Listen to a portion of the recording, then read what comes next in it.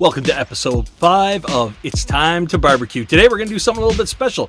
We're going to do something a little bit off the cuff. We're going to smoke some cheese, then we got something really special for you since the cheese is going to be pretty quick. We've got a couple of wannabes that are trying to get into the barbecue business, and I'm going to help them along by giving them some constructive criticism. So let's go.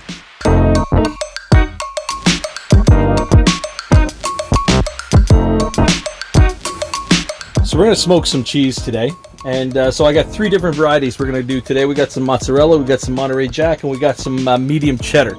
Now, as you can see, that these are fairly thin pieces, and so we're not going to smoke them for very long, only a couple of hours. Otherwise, if they're on the smoke for too long, they can get a little bit too strong of a smoke taste to them.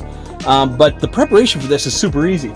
Now, I've got this handy little rig.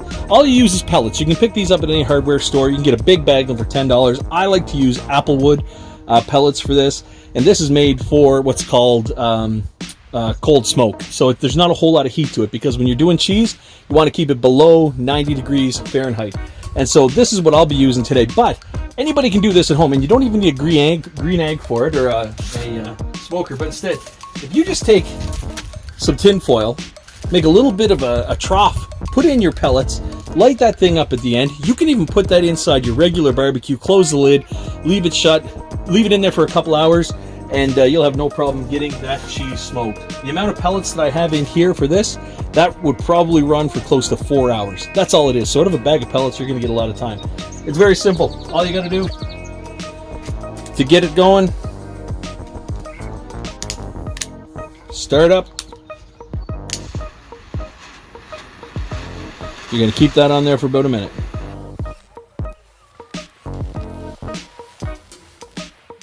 There, you got a little bit of the smoke coming.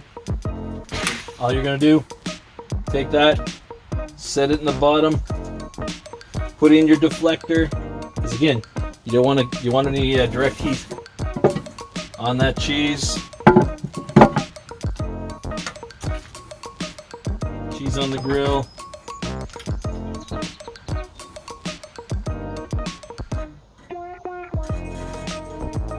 Just like that, and you're done. Away you go. Close it and let it smoke. This would be one of these other situations where I could easily say, if you're looking, it ain't cooking. Only we're not trying to cook it. All right, see you in 2 hours. The cheese has been on the smoke now for about 2.5 hours, and so we'll have a look and see what we got. Fantastic. And you can see here, like, I can touch the grill. So cold smoke. Everything was kept below 90. Right there, it's sitting at 74. Perfect. So again, 2.5 hours. These weren't very thick pieces of cheese, so we'll get them off. Kept it below 90 degrees. Next step, get them in the house and wrap them. Once we got the cheese inside, all you want to do now is, because there was a little bit of heat to it, not a lot of course, you just want to pat the cheese lightly, because it would have pushed some of the oils from the cheese out to the surface. All you do, give it a real quick pat, just like that. Only need to do the top, because all the oils would have come up through the top. Take your cheese, get it in the saran wrap, wrap it up nice and tight, put it in the fridge, and let it sit for 7 days. Then you can enjoy your own home smoked cheddar, mozzarella, or Monterey Jack, whatever it is you want to use. So this is the new segment that we're going to give it a try and see how it goes. First submission comes from Lucas. So let's see how he fares out on the barbecue. Hi, it's Chef Lucas here. Very excited. We're going to be making some hamburgers today, a classic in my family, of course. And I'm sure while I won't be up to the standards of some people, I am going to do the very best I can. I know a lot of guys are pretty fancy with how they make up the burgers, but to me, can't go wrong with Kirkland quarter-pound patties.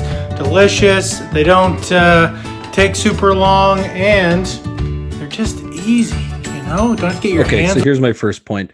There's nothing wrong. There's absolutely nothing wrong with Costco beef. But the reason they cook so easily is because you're using the quarter-pound patties, Lucas. Splurge a little, and you go for the 1/3 pound patties. They're so much juicier and so much better. All gross and mucky. Anyway, highly recommend Kirkland. Let's throw them on the grill. Get the first few sizzling right there. Oh, that sounds good. few more to peel out here. Wonderful little wax paper, you know, to keep you from sticking together. Wonderful, wonderful, wonderful. Let's finish it. Now, my rig runs a little hot, so you see I've got it turned right down there. It's looking good, and we better close this because, as I always say, if you're looking, you ain't cooking. All right, it's time for first flip. It's important not to flip too often, you know. Completely unimpressed right now. You can tell mine's a little hotter in the front here. Look at those grill marks. Perfection. Now, because I'm colorblind, I used to always err on the side of caution and cook my burgers until they were basically the consistency of thin hockey pucks. But I've been learning to use my other senses to figure out if stuff's cooked or not. And by other senses, I mean asking my wife. All right. Okay, and this goes to prove why it's so important to use a thermometer when you're cooking meat. That way you're not leaving it up to how it looks or anything like that. And for this poor sucker, he's colorblind. Anyway, use the meat thermometer. All right, time to flip. Hold on. Did everybody catch that? Your propane's not even hooked onto your barbecue, Lucas. How? I'm so confused. I think when you're an expert Burgermeister, I think that's the official title, you're able to only flip once. I am not there yet. I am, however, going to shuffle these boys around a little bit to get the cold ones on the hot spots and the hot ones on the cold spots. Okay, the only good advice you've given so far. Yes, try and only flip your burgers once. That's the best way to cook them. And yeah, look for your hot spots. Good job, Lucas. All right. You know what? This might be redeemable. What kind of cheese do you ask? Why? This kind of cheese. Well, that's only partially true. My kids really like it, but we've been going with mozzarella burgers. Loving that. And of course, we don't put, you know, I'm not one to enjoy sauces. I don't like ketchup. I don't like mustard. I don't like any of that stuff. But there is one sauce, ooh, I do enjoy, and that is Sweet Baby Ray's barbecue sauce. If you have not tried it, is a wonderful sauce. It is significantly better than most other barbecue sauces that you don't make from scratch. I'm sure those ones are extra good. I agree. Look, propane's still not plugged in. If you look, my wife is the nowhere to be propane's still found, not so I'm plugged going to in. have to color judge these puppies for myself. I think they're looking pretty good. Look at that, plain broiled. Perfect. That's dangerous. My neighbors are giving me the stink. All right, now I have a little system I like, and I like to call it the central sauce method, where I put a whole bunch of sauce on one, and then use that as my palette to spread to the rest. There you go, and always go clockwise, never go. Okay, we're gonna have to talk about this, Lucas. But what I don't understand the sauce palette thing. That's weird. Counterclockwise, or it'll taste.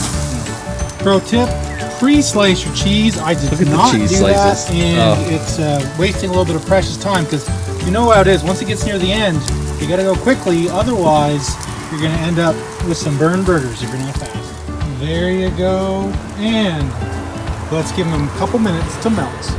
Now, of course, it's important to remember that because I'm using two different kinds of cheese, well, if you can call it cheese, remember, cheese slices are genetically engineered to melt quickly, which makes them so wonderful. But you're also going to need to take them off before you take off the mozzarella. See, the mozzarella is just starting to get where we need it to be, and if we leave this stuff on there much longer, it'll be too much. So, there we go, but look at the bubbles. Oh, yeah. Thank heavens. Well, that's it for this episode. I hope you've enjoyed spending a little time with me, and I hope you've enjoyed me being the goofus to Matt's gallant. And until next time, a little burnt won't hurt you. All right. Okay. You know what? Not a bad job, Lucas. Few things really quickly. That's the smallest barbecue I've ever seen in my life. I don't know how you managed to cook that because your propane tank was not plugged in or attached to your barbecue. And I hope that none of you got salmonella poisoning because they may have been undercooked. But other than that, Lucas, I'm gonna give you a solid 4 barbecues out of 10. So not bad on the classic. So anyway, guys, this has been another episode of Barbour-Q, and it's time to barbecue. And we are so glad that you keep coming back for more. Tune in next week to see what we got on the menu.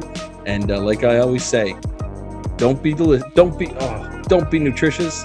Just be delicious. Lucas has me rattled.